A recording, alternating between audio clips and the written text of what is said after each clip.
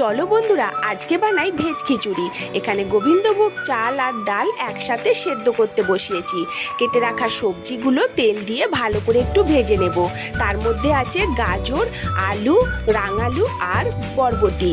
এটাকে ভালো করে ভেজে নিয়ে এদিকে আমি যে চাল ডালটা সেদ্ধ করে রেখেছিলাম তার মধ্যে দিয়ে দিলাম।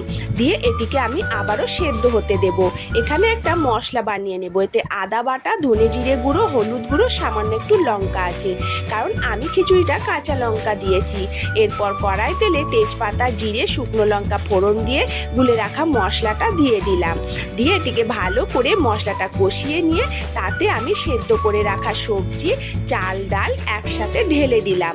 দিয়ে এটিকে ভালো করে মিক্সড করে নেব। নিয়ে এতে গরম মশলা আর ঘি দিয়ে দেব।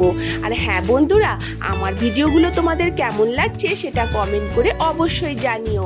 লাইক করো আর চ্যানেলটা সাবস্ক্রাইব করে দিও।